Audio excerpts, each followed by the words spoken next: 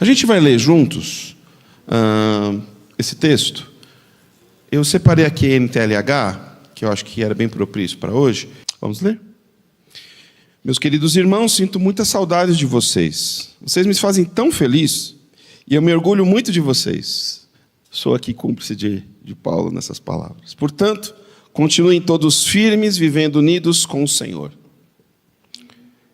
Evódia e Sintique, peço por favor que procurem viver bem uma com a outra, como irmãs na fé.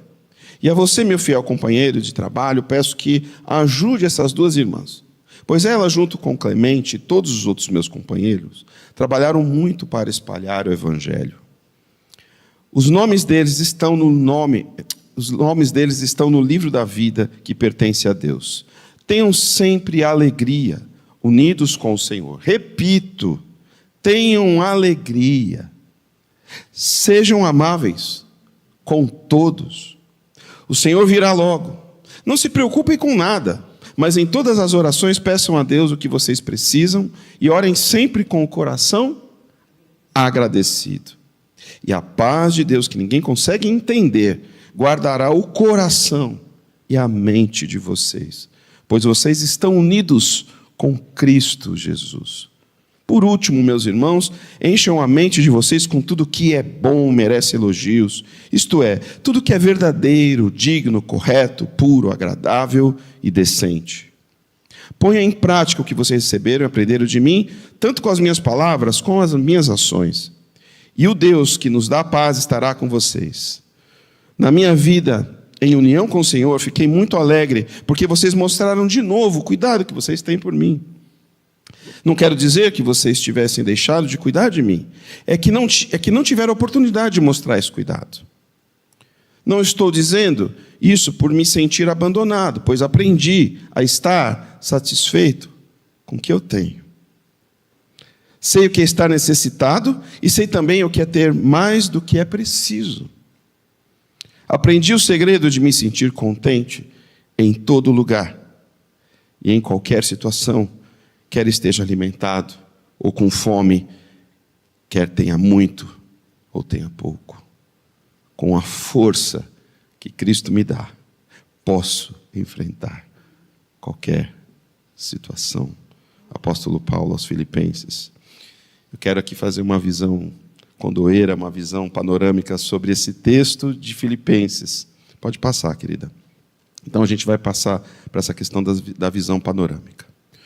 Quando a gente lê que é Paulo que escreveu esse texto aos cristãos da cidade de Filipe, a gente percebe que a gente está, na verdade, na companhia de um apóstolo, de um líder, de um rabi, ou como ele mais gostava de ser chamado, de um servo de Cristo, e é escravo mesmo a tradução, exatamente pelo foco que essa carta é dada, e acima das circunstâncias onde ela é escrita na vida dele, nesse momento. Então, Filipenses, ela tem um apelido, pode passar, querida, o apelido carinhoso, né, de carta da alegria, porque a expressão alegrai-vos e todos os outros termos relacionados a ela aparecem pelo menos 15 vezes nesses 4 capítulos dessa carta aos Filipenses. Então ela com certeza é a palavra-chave aqui, alegrai-vos. E no versículo 4 que a gente leu aqui, ele repete alegrai-vos. Presta atenção, alegrai-vos, né? Apesar dessa expressão, isso é muito interessante, é muito importante e pertinente para nós aqui. Apesar da expressão de Paulo dizer sobre a felicidade, essa carta em nenhum momento, presta atenção nisso aqui, ela vai dar conselhos para você ser feliz, que é o que a gente tem assim aos montes por aí há muito tempo. A carta de Paulo, que é chamada carinhosamente da carta da alegria, não dá dicas para como você ser feliz. E nem o que você tem que fazer para ser feliz. Ela é um testemunho vivo de simplesmente ser feliz. Entende? É um testemunho de Paulo da felicidade residir em seu coração. apesar das circunstâncias, acima das circunstâncias, que contribuem para que essa alegria acontecesse ou não. Aliás, é muito pelo contrário. Ele escreveu a sua carta, vocês muitos sabem disso, numa prisão. Além de sua obra estar à mercê e à espreita de rivais, de lobos, de pessoas que deturpavam a palavra. E, sem dizer que a gente já está aqui há 20 anos depois do início do ministério de Paulo. A gente vai ler algumas das peripécias do apóstolo, no bom sentido. Então ele estava no momento de exaustão, de cansaço. Ou seja, a carta apelidada de Carta da Alegria, que aponta para esse sentimento tão procurado por nós, tão desejado por nós, foi escrito sobre condições e circunstâncias absolutamente ao contrário do que a gente entende por alegria. Então, passando a régua, eu diria que chegar nesse momento da vida, e nessa circunstância que Paulo estava, e eu gosto de me colocar nessas posições, acho que se eu chegasse ali, eu ia falar assim, valeu a pena, olha onde eu estou. Porque a situação que você vive naquele momento parece que rouba toda a tua história, não é verdade? Aquela dor, aquele sofrimento último, parece que tende a sequestrar toda a tua história. Mas não, Paulo continua. Coloca para mim a próxima, mamá. Então, resumindo, acho que tem uma antes. Não? Isso. Ele estava preso, perseguido sob a tensão de falsos mestres à espreita e literalmente exausto. Mas as circunstâncias de Paulo, elas não são incidentais, ou seja, elas não estão em primeiro lugar. Porque ele então se coloca na comparação, que é o que, na verdade, traz a relevância para essa carta, para esse texto. Porque ele se compara então ao sofrimento de Cristo, o Messias. Esse é o fato que nutre e alimenta a força de Paulo. Pois não se trata de uma vida que aconteceu apenas em detrimento de uma história, mas que continua a acontecer, continua transbordando vida. E a gente está falando aqui de 60 anos depois de Cristo, e agora a gente está falando de 2000 e poucos anos depois, onde acontece ainda esse poder que emana sobre nós, o poder de Cristo sobre a morte, o poder da ressurreição, o poder da vida, que nesse aspecto, então, determina a máxima e pior circunstância que a gente pode viver, que é a morte. E isso não é um limite para aqueles que estão resguardados em Cristo Jesus. Amém? Pode colocar o próximo, mamãe. Cristo, então, é a revelação de Deus, que Deus não pode ser contido, irmãos. Deus não pode ser armazenado. Cristo é a constatação, então, de que as circunstâncias não detêm o transcendente e poderoso amor de Deus. A carta está falando de algo que vai além do que a gente pode medir, do que a trena pode medir, daquilo que a gente pode tocar, daquilo que a gente pode constatar. A carta está falando de uma alegria indizível, que não se mensura, mas para isso você precisa ter um olhar muito mais apurado que esse óculos consegue fazer, que eu já não consigo ver direito a Beth lá no fundo.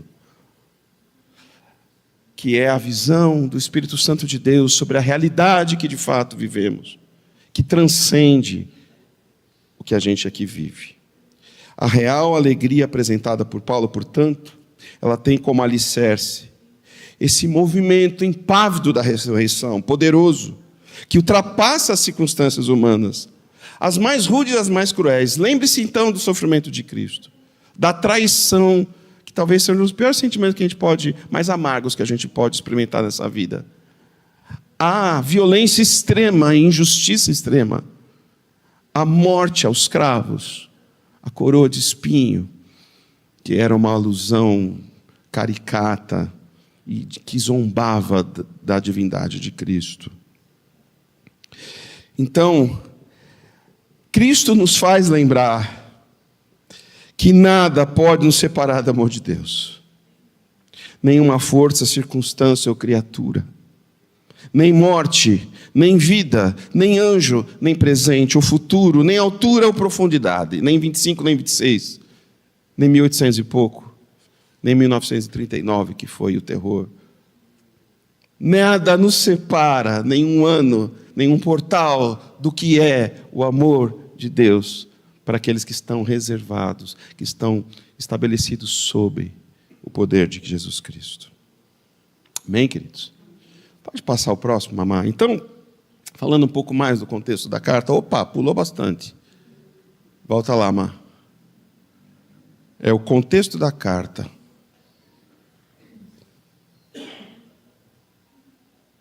Próximo. Não, tudo bem. Perdeu a ordem, viu, querida? Perdeu, mas tudo bem. Vamos lá. Remetente da carta, Paulo, apóstolo, como já vimos. Local. Muitos vão dizer, por vários indícios, que é Roma, mas pode ser Éfeso também. Lembrando que Paulo estava na prisão, mas ainda aqui, nesse momento da carta, era uma prisão domiciliar.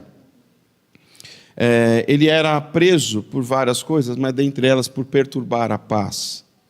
Então a prisão domiciliar, no caso de Paulo aqui, e de vários que assim foram, ela era aplicada apenas aos que aguardavam julgamento. Tá? Faziam por volta já de 4 anos que Paulo aguardava esse julgamento. 4 anos, mais ou menos. Por um período ele estava em prisão domiciliar, depois ele teve uma liberdade condicional, e depois ele volta para a prisão, exatamente, eu acho que nesse momento, e depois para uma prisão muito pior, de condições severas, até quando ele é condenado em 67 depois de Cristo. Essa carta foi escrita mais ou menos em 60, então mais ou menos 7 anos depois. Sob o sistema romano, o acusado, ele pagava o próprio aluguel, além da própria comida e cobertor. Interessante, né, o sistema. E até a caneta e a tinta que ele escrevia essas cartas. Ele não tinha como se subsistir, mas ele teria, então, que ter alguém que pudesse fazer isso por ele. Os filipenses, a igreja de Filipe, é a única igreja que a gente tem registrado que dava alguma condição mínima para Paulo. A gente não tem certeza se era em dinheiro, se levava um monte de pena e tinta e papel, provavelmente, roupa, comida, mas era apenas essa igreja que participava de uma forma direta do cuidado de Paulo. Ou seja, ele dependia da ajuda de outros. Isso não é muito fácil, né, para o coração do homem, 100% depender de alguém, ainda mais nessa condição de prisioneiro. Enfim, eu estou aqui só tentando cada vez mais jogar lenha na fogueira para entender a circunstância que vai contrária a essa carta ser uma carta que fale de alegria e que fala para a gente se alegrar. Um detalhe interessante, era arriscado sustentar alguém acusado de um crime contra o império. Era bem delicado. Você ficava à espreita do Império Romano. Mas os crentes de Filipos, eles eram mesmo leais nesse papel. Então ele vivia ali, acorrentado a um soldado, e passava o tempo ditando e escrevendo e enviando cartas aos amigos, aos irmãos e às igrejas e aos líderes. Então, como a gente já tem dito aqui, o destinatário, então, da carta é a igreja de Filipe. Filipe era uma pequena colônia romana nas montanhas do norte da Grécia. Quem que vivia lá? Eu me lembrei um pouco do Flamengo. Eu tenho não do time, só não penso em futebol, penso em outras coisas também. O bairro do Flamengo, no Rio de Janeiro, ele é um bairro conhecido porque existem muitos ex-militares da reserva ou da polícia, né? Então, diz que é o lugar mais seguro para você viver no Rio. E lembro disso porque uma sobrinha morou lá por 2 anos e escolheu lá para ficar lá, exatamente por isso.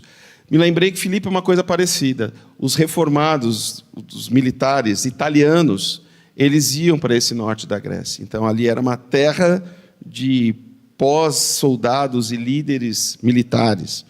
Então, existia ali, com certeza, né, um senso patriótico muito forte sobre a identidade do Império Romano, apesar de ser ainda território grego. Não tinha sinagoga, não tinha templo, as referências religiosas eram apenas dos deuses e das deusas italianas de Roma, e as festas e todos os ritos eram absolutamente voltados para a cultura italiana. E eu já vou dizer porque eu estou dizendo isso. Tinha um lugar que se tem notícia histórica perto de um rio, onde as mulheres oravam, e aí dali parece que começou a igreja, onde Paulo tanto fala com tanto carinho. O nome de destaque daquelas pessoas era Lídia, que a gente encontra nas Escrituras. Ela era uma comerciante de tecido, de luxo, e matriarca de uma grande família. Paulo conheceu Lídia durante uma breve permanência na primeira vez, antes dele ser expulso, porque ele foi expulso de Filipe. Então ela, alguns clientes e alguns parentes, já deu ali um bom número, se converteram a Jesus de Nazaré, e ela se tornou uma das maiores apoiadoras do seu ministério. Década de 60 depois de Cristo, mais ou menos. Uma coisa interessante, como eu já falei para vocês, sobre a questão do patriotismo, né? E que fazia, então, existia a grande xenofobia pelos estrangeiros. Muito forte. Então, quem não tinha cara de italiano, meu amigo, quem não comia espaguete, era segregado. Quem não se rendia aos ritos, você vê que não muda nada. Se a gente lembra do Antigo Testamento, é a mesma coisa. Se você não se rende aos ritos, se você não se dobra a Baal, segue a cartilha, você é segregado. E assim eram, especialmente, os que eram estrangeiros, os judeus que estavam ali, especialmente os cristãos convertidos e os judeus. Todos eram segregados ali. Era um lugar de grande resistência, de grande preconceito. Então, o que acontecia é que alguns cristãos acabavam se dobrando, sim, fazendo ali acendendo as suas velinhas e fazendo algumas coisas.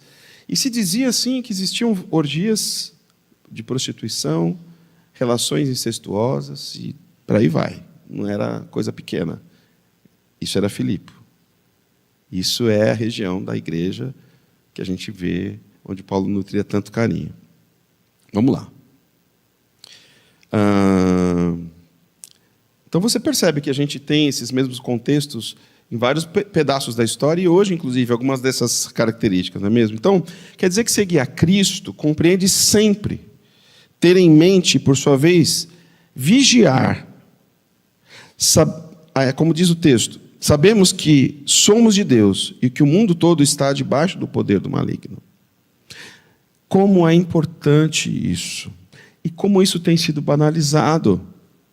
Como é importante a gente se lembrar disso. Ou como diz o texto, né?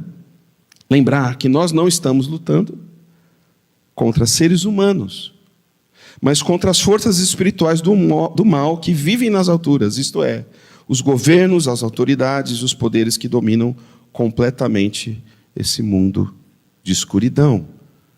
Ou como diz a carta de 1 João, o mundo que jaz do maligno, o mundo que pertence a ele. São os apóstolos, o próprio Cristo, que vai apontando isso para nós. Quando Jesus tem uma das suas tentações, então o diabo fala, todo esse reino te dou se você prostrado me adorar. Jesus não contesta essa informação, porque era de autoridade de Satanás mesmo. E continua sendo. Agora eu vou fazer uma pergunta. Agora chegou, mamá. Quem aqui assiste a série Stranger Things? Jorge, eu tinha certeza, a Mônica também. Você não, Biel? É mesmo? Hugo, o Ulisses lá, quem mais aqui? Rafa. Vocês são mesmo assim, fãzãos mesmo? Então, os caras que são fãzãos aqui sabem do seguinte, é uma série que está fazendo um imenso sucesso, né? Como muitas poucas fizeram nos últimos anos, e é interessante isso que vocês estão vendo, né? São adolescentes, pré-adolescentes e adolescentes da idade do Ulisses que gostam. E eu tenho 2 jovens em casa, e eu queria então entender, eu vi lá o primeiro, depois não vi mais, e aí agora eu não vi o último. Eles fizeram o seguinte, não sei se vocês sabem disso, no 24 para o 25 lançaram um, exatamente às 10 da noite, e no dia 31 a outra. Genial, né? Do ponto de vista, né? Então as famílias no mundo, muitas assim, se reuniram para ver o final dessa série. Não vou poder aqui contar a série, porque eu estou aqui mais para falar da palavra de Deus, mas eu acho que vale a pena ali, depois você ver algumas resenhas sobre o que significa e tal. Mas por que eu vou falar dela? Ela trabalha com um arquétipo que muitas outras séries trabalharam, e enfim. fala do tal de um mundo invertido, de Stranger Things, que é uma réplica sombria e decadente de uma cidadezinha chamada Hawkins. Mas não uma dimensão paralela comum. É um buraco de minhoca, como chamam os cientistas. Um túnel que serve de ponte entre a Terra e o abismo. Percebe alguns arquétipos assim, do que a gente está acostumado? Eu, particularmente, acredito que o sucesso dessa série está exatamente em tocar nesses arquétipos da humanidade, que, para mim, na minha concepção, faz parte de um inconsciente coletivo, sim. Faz parte de algo que está inerente a todos nós, ou seja, o que é que tem para lá, daquilo que não se toca, daquilo que não se vê, o que espiritualmente existe, ou, sei lá, plasma, o que é, mas algo que transcende, que está no coração de todos nós. Essa porção infinita que rege muito da nossa alma, da humanidade. Esse mundo que Deus amou de tal maneira que deu seu Filho. Então, quer dizer, ela toca, então o sucesso está exatamente nisso, porque ela aguça, desperta essa curiosidade de todos nós, né? Dessa coisa do que transcende. Coloca a próxima imagem. Aqui é um desenho, né? Uma ilustração, mas é uma cidadezinha bem pacata, bem interior dos Estados Unidos, não tem grandes coisas e tal. Mas, no final das contas, ela vai falar desse mundo invertido, desse lugar que mostra a decadência interna da cidade, que se resguarda exatamente as intenções e sentimentos das pessoas. Percebe? A gente sabe que a gente está lidando aqui, muitas vezes, né, só com o que é a nossa gentileza e tudo mais, mas a gente sabe, porque a gente se conhece, e sabe que dentro de nós existem umas outras tendências e outros pensamentos. E é disso que Paulo está falando. Quando ele vai falar de alegria em Filipenses, ele está falando de algo que vai além do que se vê, do que se mensura, do que se mede, né? Então, aqueles que possuem a visão do que transcende a realidade nessa série, daquilo que não se pode mensurar e medir. Eles entendem, então, a questão da realidade que vivem, aparentemente pacata, de Hawkins, é outra. É a outra que está todo mundo enxergando. Eu acho que é mais ou menos assim. É assim que a gente tem que entender. Que as circunstâncias, elas denotam uma realidade, mas elas não são um fim em si. Porque nós acreditamos naquele que é o alfa e o ômega. Naquele que vai unir todas as coisas e revelar a verdade de tudo. Então, como disse aqui, né, os meninos de 10 a 100 anos, existe uma realidade além do que se pode medir ou imaginar, que é revelada através da palavra de Deus. E mais que isso, ela é vivida e documentada através da palavra de Deus. E mais do que isso, nós aqui, que atravessamos o portal do 25 para o 26, somos testemunhas que existe uma realidade além. Porque nós temos provado do amor de Deus, do cuidado de Deus, das misericórdias do Senhor que se levanta a cada manhã, da proteção divina. Nós, meninos de 10 e 100 anos, somos testemunhas, sim, dessa transcendência, mas ela tem nome. Portanto, é crucial que a gente não esqueça disso, que a gente viva atento e preparado sobre a realidade que vivemos. Para isso, há um elemento vital. Pode colocar, acho que agora é aquele da fé.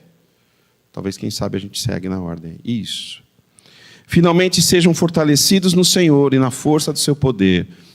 Quando no texto de Efésios se fala que a nossa luta não é contra os homens, ela começa falando sobre isso. Fortalecei-vos. Estejam fortalecidos na fé. A fé é aquilo que vai nos alicerçar. É o que nos vai dar força para continuar nessa vida. E quanto mais a gente vive, mais a gente vai se dando conta disso. E se você renuncia a isso, cada vez mais sofrimento você tem. É a fé, irmãos. É a fé. Exatamente aquilo que não é mensurado. Entender e assumir a realidade que nos cerca é compreender e tornar consciente que a gente necessita da fé como um princípio régio da vida, dessa jornada.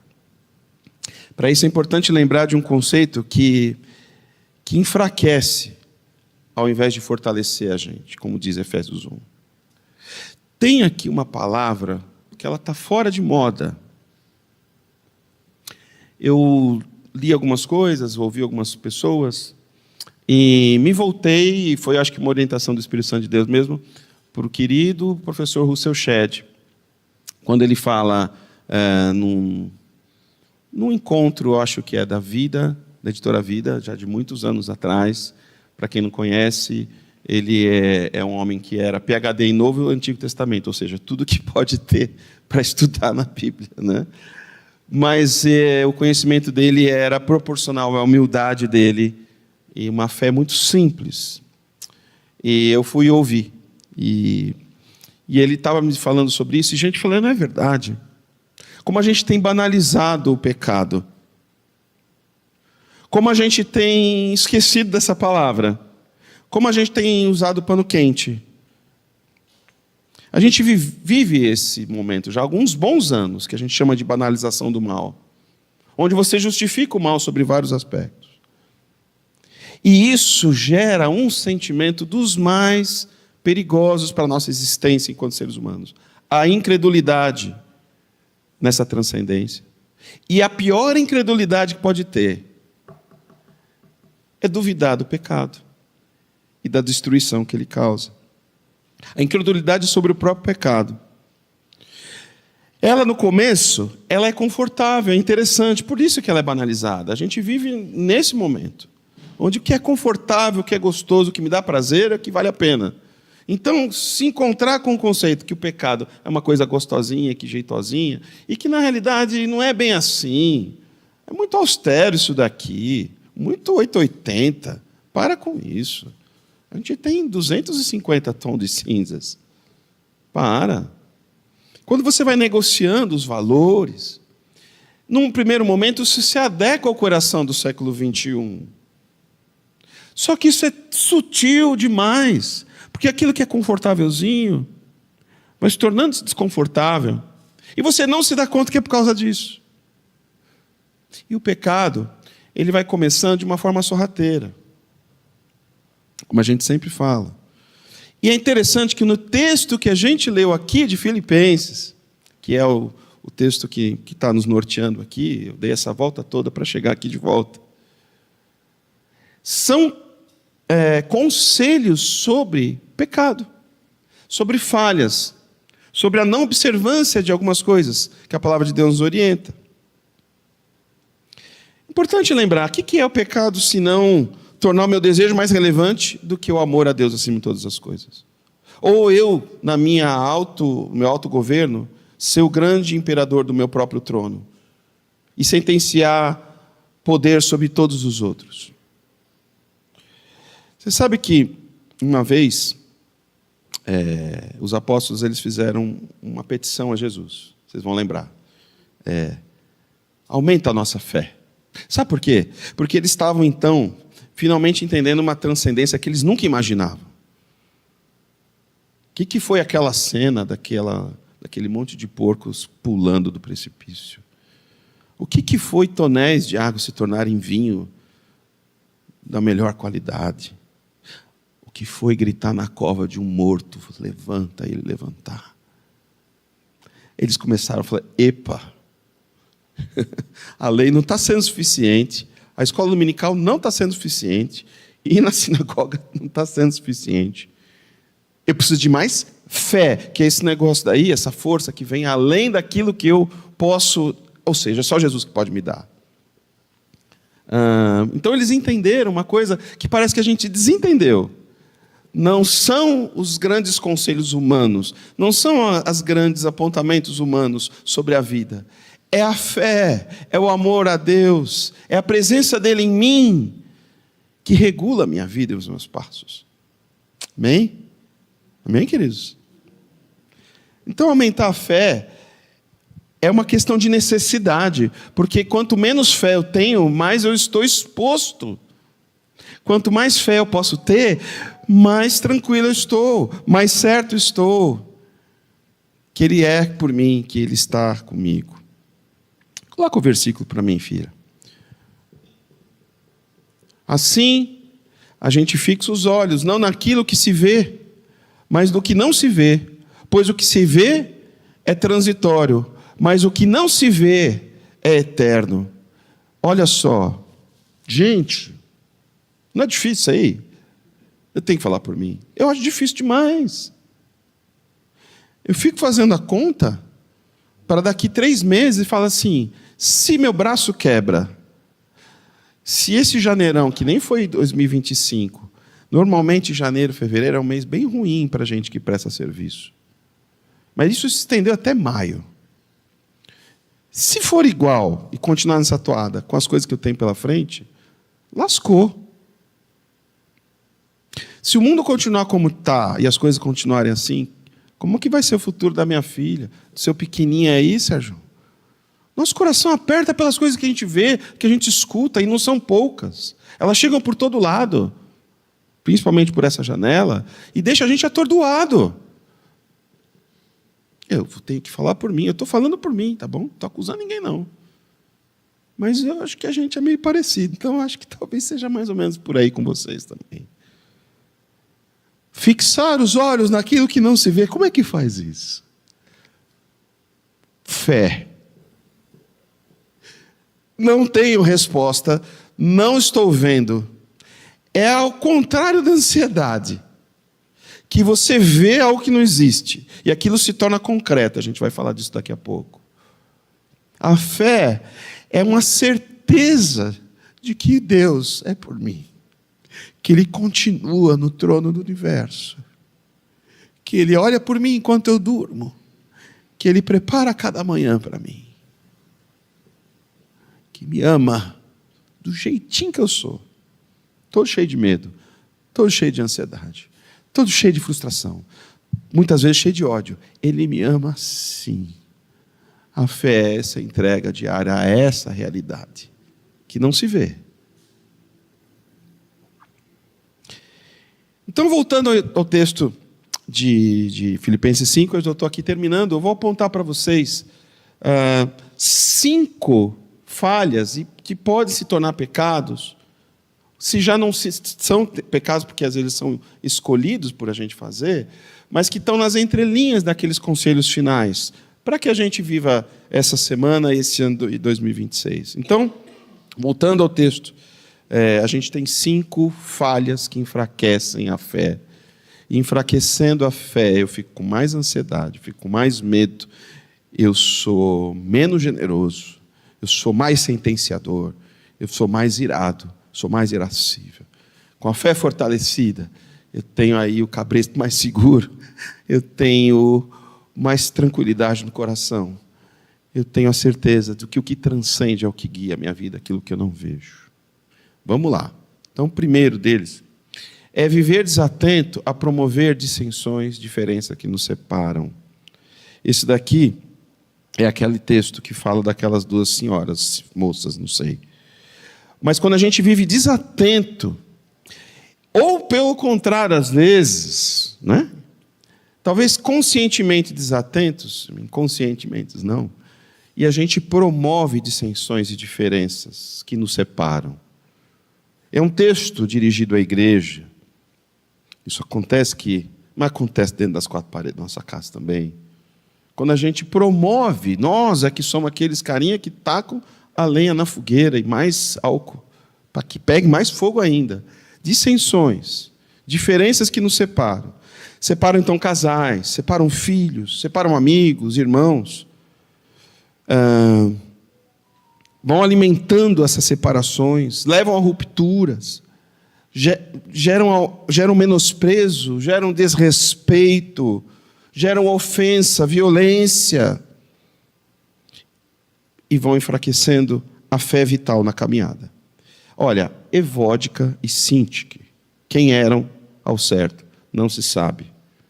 O que rolou mesmo ali entre elas, não se sabe. Mas o que o texto disse, que a gente leu, é que assim, existe um pouco de Evódia e Síntique em cada um de nós. Não posso falar por você. Aqui tem 2. Tem as 2. As dissensões sobre a minha supremacia sobre o outro, que é muito do coração humano. Que Clementes, né, que é aquele que parece que está entre elas, sejam evocados para restabelecer a harmonia. Porque muitas vezes, irmãos, não vai adiantar só o papo. Vai precisar de alguém que seja um agente da paz na sua casa. Não alguém para tacar mais lenha na fogueira, por favor, mas alguém que possa trazer essa concordância, a harmonia. Eu vou sempre dizer aqui sobre essa falha, porque é um pecado, uma virtude que contrapõe isso. Eu vou falar aqui da humildade. O exercício da humildade, isso é um exercício. É fechar a boca, é abaixar a cabeça e para que a fé seja fortalecida, não o meu eu, ok? Segundo, são 5. Não nos alegramos sempre. Porque o texto 4, Paulo fala, alegrem-se no Senhor. Mais uma vez repito, alegrem-se. O contrário disso pode ser uma grande falha. Porque essa recomendação é para que a gente se alegre sempre. E não o contrário, que a gente sempre não se alegre. Deu para entender? É importante entender dessa forma. Veja, eu vou ler aqui um texto para vocês, que tão relevante, tão importante, e que você faça aí os contextos na sua cabeça dele. Porquanto, ainda que a figueira não floresça, nem que haja fruto na vide, o produto da oliveira minta, e os campos não produzam mantimentos, as ovelhas da malhada sejam arrebatadas, e nos currais não haja vacas. Todavia, eu me alegrarei no Senhor, exultarei no Deus da minha salvação. Veja, queridos, a nossa falha, a nossa distração, pode enfraquecer nossa fé nesse caso. Porque a gente pode se alegrar circunstancialmente. Isso pode ser um hábito. Eu me alegro com aquilo que julgo que me alegra. Quando isso não acontece, eu me entristeço. Deu para entender que é uma prática de vida? Porque, como a gente viu na nossa introdução, nosso Deus não é limitado pela circunstância. Jesus Cristo de Nazaré não foi limitado por uma circunstância. O poder da ressurreição está sobre nós, seus filhos. Portanto, não podemos nos alegrar só quando os elementos que podem nos alegrar estão sobre nós. Entende? Essa aqui é o grande conselho. Lá em Números 8:10 diz que a nossa força é a nossa alegria. E era um momento de reconstrução. Um momento onde as coisas ainda não estavam prontas. Um momento de luta. Um momento de uma nova caminhada. Nossa força é a nossa alegria. Ele é presente. Entender que Ele é absolutamente presente. E a virtude que contrapõe isso é, então, alegrar-se. Terceiro, está sem o número lá. Estamos terminando. Então, existe esse pecado da desatenção em sermos gentis, generosos, amáveis. Olha que o texto fala, rapaz. Com todos. Com todos.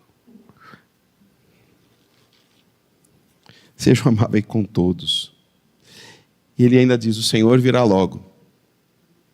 Outro dia eu fui conversar com um amigo meu, que faz tempo que eu não converso, a gente tinha que acertar algumas coisas. Eu falei, rapaz, do jeito que as coisas estão, é melhor a gente se encontrar logo, que eu não sei, rapaz. Vai me dar um negócio no coração aí, você não me viu, já era. Era mais ou menos isso, Deus está para voltar, o tempo urge. A gente não pode perder tempo e lembrar que a gente precisa ser amável com todos. Isso é uma prática de vida. Alguém é contrário a dizer que 2025 voou? 26 acho que não vai ser diferente. Quando que a gente vai começar a praticar? Então, eu não posso falar por você mais uma vez, mas bondade não é muito a marca minha, não. Nem da humanidade, eu acho. Desculpa a humanidade. Mas ser bonzinho não é muito natural da gente. Isso é uma prática. E ainda mais com todos. Então, onde está a questão nesse ponto aqui? Crucial, queridos. Presta atenção nisso aqui. É desacreditar, que está escrito em João 3,16? Deus amou todos. Quando a gente não é capaz de ser amável com todos, a gente está desacreditando nisso. Que Deus ama todos exatamente da mesma forma como ama eu e você. Inclusive aquele que você menos ama. Jesus já diz isso no Sermão do Monte, né? Amar aquele que faz o bem para você é fácil. Difícil é aquele que faz o mal. E o texto está dizendo, amem a todos. Porque a nossa incredulidade, ela perpassa em acreditar que Deus ama mais um do que o outro, ou ama mais eu do que o outro. Então, essa palavra amor, ela é essencial para a nossa vida. Lembrando e perpassando pelo amor de Deus por nós. Essa é a referência, mas nenhuma outra. Porque senão eu vou ter uma régua toda torta. 10 centímetros vai valer 15, rapaz. A régua não tem número, porque é o amor de Deus. E essa é a nossa régua. Difícil, mas é um conselho. Que quando não praticado, enfraquece a fé. E vira um exercício contrário a esse. Então eu vou amar aqueles que estão dentro daquele meu escopo, daquele meu arquétipo. Lembre-se que Paulo, lembra que eu falei aqui? Paulo foi expulso de Filipenses. Talvez fosse a pior igreja que ele pudesse citar. Você ter sido expulso da onde você criou e gosta tanto das pessoas. Que lugar miserável. Eu não posso lembrar da palavra Filipe. Que cidade horrível. As pessoas são preconceituosas, racistas, etc. Expulsaram a mim de lá. Não. Entende? Não tem italiano, judeu, cristão. Não tem. Deus amou o mundo. Ele foi menosprezado, segregado e banido. Mas ele está deixando esse conselho para a igreja. Ó, está vendo esses caras que vivem tirando vocês das festas da Quiropita? Vocês não vão poder entrar não aqui, viu? Amem a eles e sejam bons com eles. Amor incondicional de Deus é a nossa maior e mais difícil parâmetro, né? Lembra dos convidados do banquete que a gente viu aqui no Natal? Quem são os convidados? São os que menos se parecem com convidados. O texto fala, não passa régua em ninguém, não questione, não fica apontando o dedo, porque senão você não vai convidar ninguém. Chama o primeiro que você encontrar, o mais torto, aquele naquela situação esquisita que ele está ali. Traga. Esses são os convidados da minha festa. Os inadequados, né? Na verdade, quando a gente faz isso, se a gente às vezes faz isso, queridos, isso é só um reflexo de fazer a nossa aceitação a nós mesmos. Quanto mais a gente aponta o dedo, quanto mais a gente enriquece o dedo contra alguém, sobre alguém, é porque a gente está fazendo isso contra nós mesmos, porque a gente não aceita. Você achou um bode expiatório e faz isso contra o outro. O quarto e penúltimo, então, amar. Falhas que enfraquecem a fé, viver sobre ansiedade. Rapaz, como eu queria agora falar só por vocês. Filipenses 4:6, não andem ansiosos por coisa alguma, mas em tudo, por meio da oração e da súplica, com ação de graças, apresentem os seus pedidos a Deus. Está aí, queridos. Viver sob a ânsia do que vai acontecer. Especialmente sentenciando um futuro, que nem uma pitonisa, que nem disse o Newton Neves. Uma pitonisa do futuro. Ó, vai acontecer tal coisa. Ah, vai ter a volta agora do feriado. A imigrantes vai parar, você vai ficar preso, você não vai chegar na igreja. Isso vira uma realidade. Eu estou falando uma coisa tão banal, mas são tantas outras. Tantas outras. Eu sofro tanto com isso, queridos.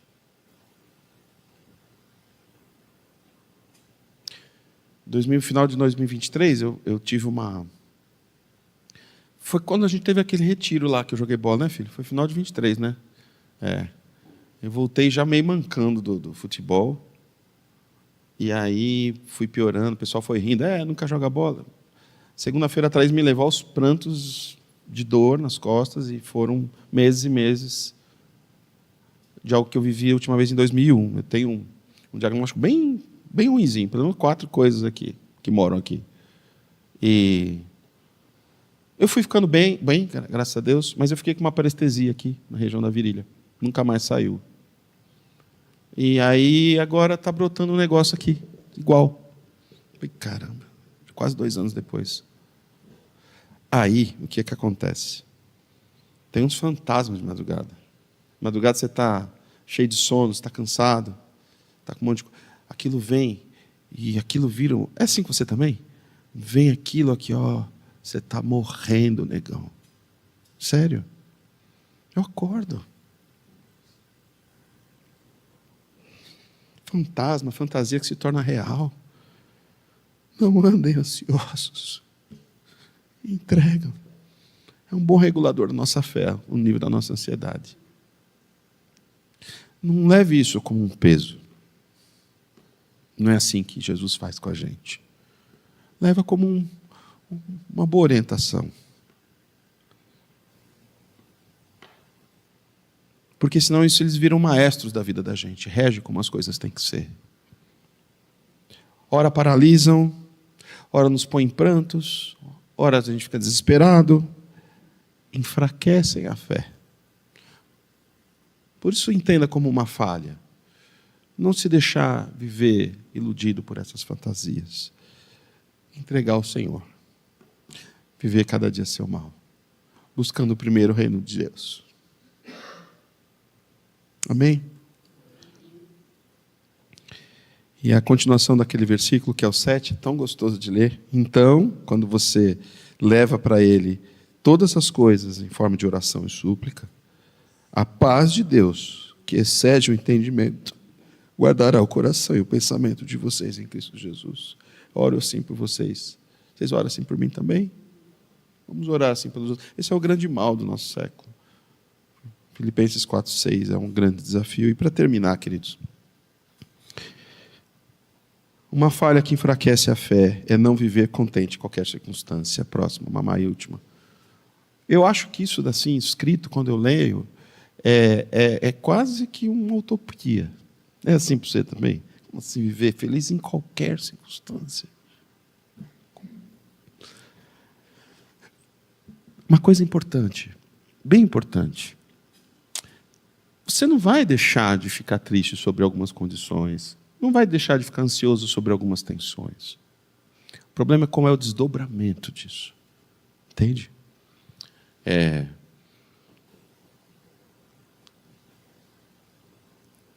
O segredo para viver, então, que é contente em qualquer circunstância, é quando a gente, parecido com aquele que a gente falou agora há pouco, é quando a circunstância é que determina o meu contentamento. Como não alegrar-se? Viver feliz em qualquer circunstância, e Paulo está dizendo aqui, a gente já falou de todo o contexto, preso, sozinho, dependendo de alguém. Depois de tudo que ele fez e tudo que ele sofreu, e eu vou ler aqui algumas coisas que ele gostou de relatar, achou importante relatar, no texto de Coríntios. Por exemplo, eu fui preso mais vezes, fui açoitado sem medida, muitas vezes estive à beira da morte, 5 vezes recebi dos judeus 40 açoites, 3 vezes fui açoitado com varas, uma vez apedrejado, 3 vezes sofri naufrágio, passei para a noite e um dia no mar alto, estive continuadamente em viagens, em perigos nos rios, em perigos de salteadores, em perigos da minha nação, em perigos dos gentios, em perigos da cidade, perigos do deserto, perigos do mar, perigos entre falsos irmãos, em trabalhos e fadigas, em muita noite sem dormir, em fome e sede, muitos jejuns, em frio, em nudez. E além dessas coisas exteriores, há a pressão diária sobre mim e sobre a preocupação. Sabe com o quê? Com a igreja. Ele conclui no 30. Se devo me orgulhar, que seja nas coisas que mostram a minha fraqueza, porque eu sei que o meu Redentor vive. E a pior circunstância que eu poderia listar nessa lista não se compara à morte, e a essa também o poder da ressurreição deu resposta. Então, eu me alegrarei e do Senhor direi. Como é, Paulinho? Tu és meu Deus, protetor, meu refúgio, libertador, meu amigo, torre forte. Glória a Deus, irmãos. Amém? Amém? Aleluia. E eu termino com esse versículo aqui. Que a gente lembre dele em 26. Temos, porém, esse tesouro em vasos de barro, para mostrar que o poder que tudo excede provém de Deus e não de nós. Fé. Fixar os olhos nas coisas que não vemos. Por mais que tudo mostre o contrário, a minha alegria vem do Senhor. Amém? Senhor, meu Deus, muito obrigado pela Tua palavra. Senhor, obrigado por essa carta. Obrigado por Jesus de Nazaré, que pode trazer verdade para tudo isso, trazer sentido para tudo isso, trazer clareza e que isso tudo é um fato que a gente pode viver. Obrigado pelo apóstolo Paulo, um homem como nós, que nos ensina aqui através desses escritos da sua vida. Obrigado pela vida de cada um aqui. Conheço o caminhar de alguns, as dores de alguns. E voltar aqui para cantar isso significa que a gente está no caminho certo, de que o Senhor está sobre nós, com essa igreja, nos preserva nessa caminhada, nos traz da ação do Teu Santo Espírito, preserva as nossas famílias, preserva os nossos filhos. No nome de Jesus, um bom 2026 para todos nós sobre essa verdade. Que a alegria do Senhor seja a nossa força. Amém?